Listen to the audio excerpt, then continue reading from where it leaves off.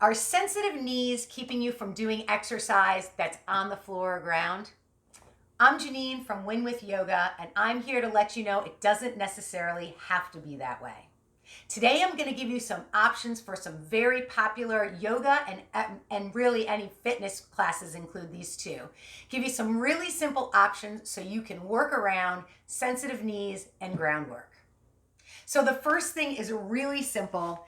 It's just add extra padding under your knees. So if you have one of those exercise mats, I do find that they're thicker, but if they're not dense, they kind of just like squish right down, and it can be really hard on the top of the shin bone here, often that we would say the knee or the kneecap itself. So you can simply get a denser yoga mat.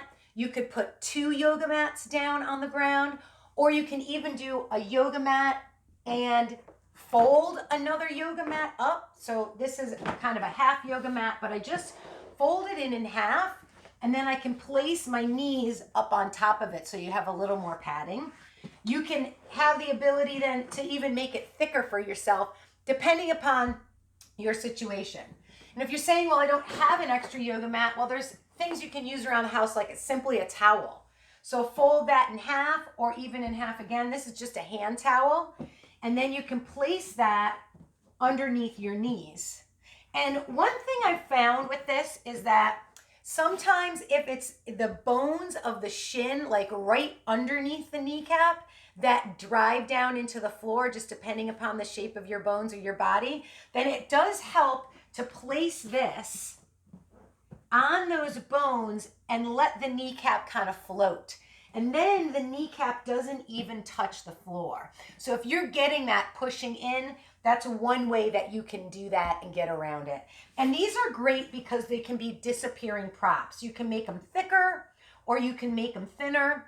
And maybe or maybe not for you it will work, but I've worked with people for over 20 years, and I have seen people that this was just sensitive at the beginning because they were unfamiliar with being down on the ground. And then over time, you get used to it and you're able to start to remove some of these things. So just options, and just letting you know that that sometimes happens, that it's uncomfortable at the beginning. And then as you start to get used to it, you're able to move some of that out.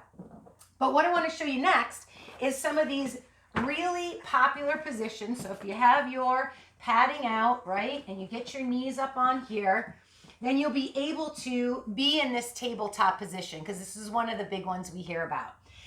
In this position, you'll often see cat and cow, which is rounding and then arching the spine. Child's pose is one you'll be able to amend with the padding under the knees.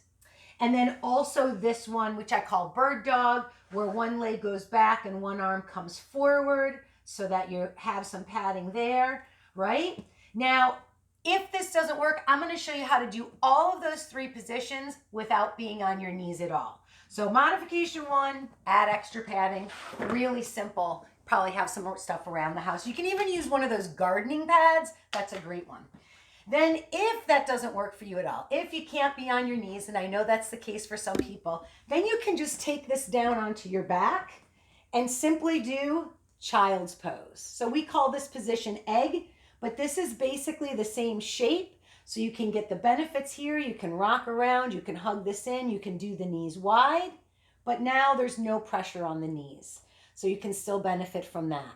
The cat and cow position, where I was arching and rounding my spine, you can simply do that on the floor too. Place the feet on the ground. For that arching part, the cow part, you can reach up and you'll see this big space underneath my ribs and belly. And then you can curl it and round it up. You can even put your hands behind your head to give you support. And then breathe in and arch. And then round and curl. You could do it seated as well. Up and then rounding. So you can still get that nice movement in the spine, but you can take the knees out of it.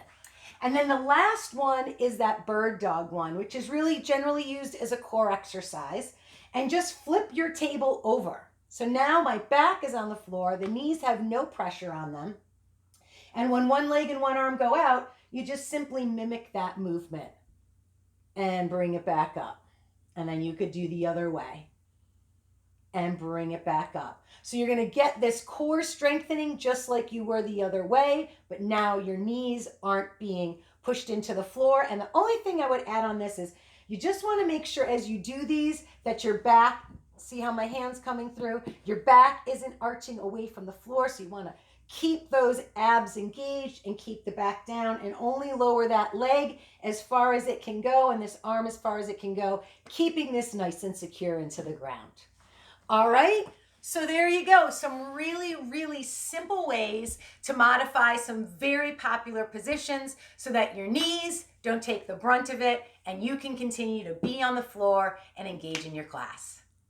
And if you feel like the everyday aches and pains of getting older are keeping you from fully enjoying life, then I'd love to introduce you to something that will make you feel better than you have in years.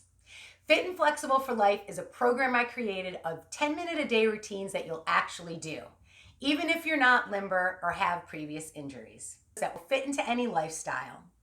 Easy to follow routines with options like I showed today that'll help reduce pain. No equipment is needed, and a new you in 30-day plan, plus a ton more. So if you want to check it out, just head over to fitandflexibleforlife.com and I will include that link in the comments below.